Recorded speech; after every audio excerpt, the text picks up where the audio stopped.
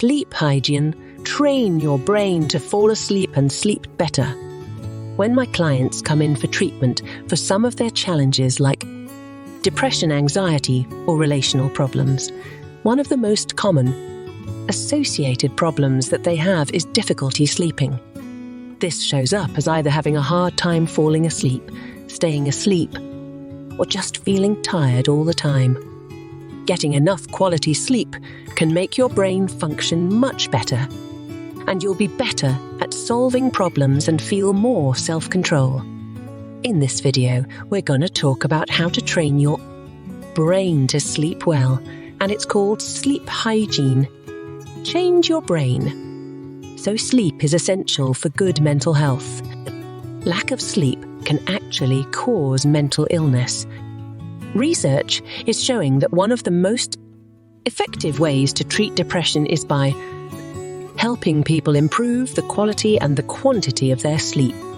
One study of people with depression found that after resolving their insomnia, 87 of them experienced major improvements in their depression. Their depression symptoms disappeared after 8 weeks of good sleep.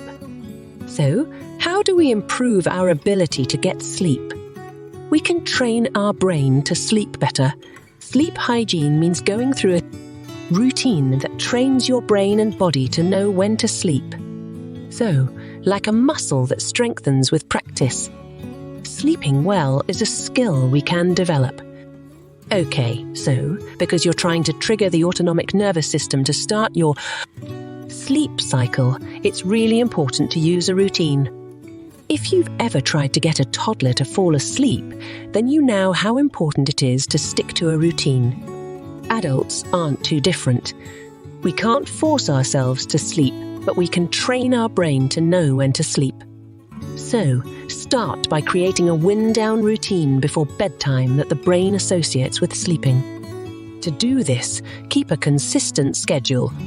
Try to go to bed and wake up around the same time each day. Dim the lights, cool the temperature, and decrease your stimulation. So, for example, do quiet activities like reading a book or taking a bath, because these help trigger calm. Don't watch TV or exercise right before bed.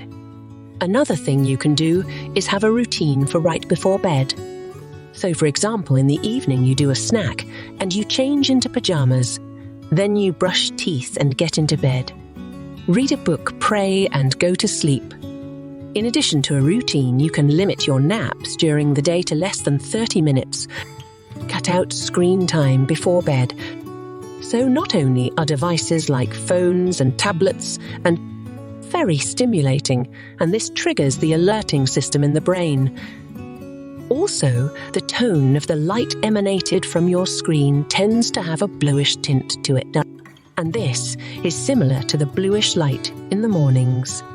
So again, this is a biological trigger to wake up. Research shows that blue-toned lights tend to trigger alertness, and a red or yellow-toned lights tend to trigger calmness. So if you must use your phone or tablet before bed, check to see if it has a night shift set. This will shift your screen colors toward the red and yellow range. Next, turn your screen brightness down as low as possible and use the night setting for reading. Makes your text appear as white letters on a black background. Also, put your phone on Do Not Disturb mode while you're sleeping. And don't check your work emails right before bed or read anything that be stressful like the news or even your Facebook feed. Another thing you want to do is take a look at your caffeine use. Avoid caffeine for at least 4 to 6 hours before bedtime. Even 1 cup of coffee or tea even early in the morning can affect your sleep for up to 48 hours. So, if you're not sure of how caffeine is impacting you, you could try going off caffeine for 1 week. The first couple of days you might feel more tired, and by day 4, you will probably start feeling better. You'll have better sleep. You'll have better energy and be more focused.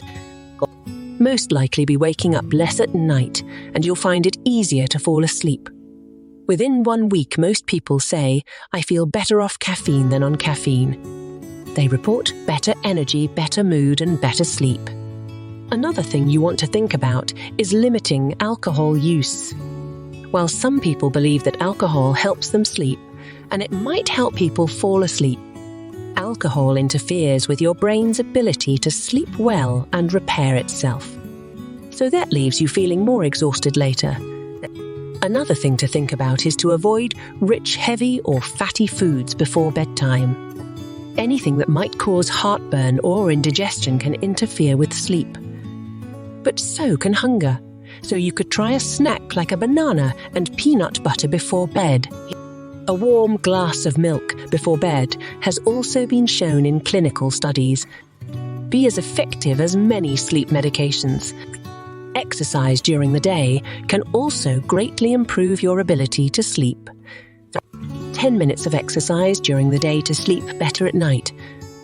Also, light and sound can trigger alertness. So use earplugs, blackout curtains, or eye masks to help cut out that extra stimuli. And again, as you're trying to create associations for your brain, to trigger that sleep response, you want to use your bed only for sleeping.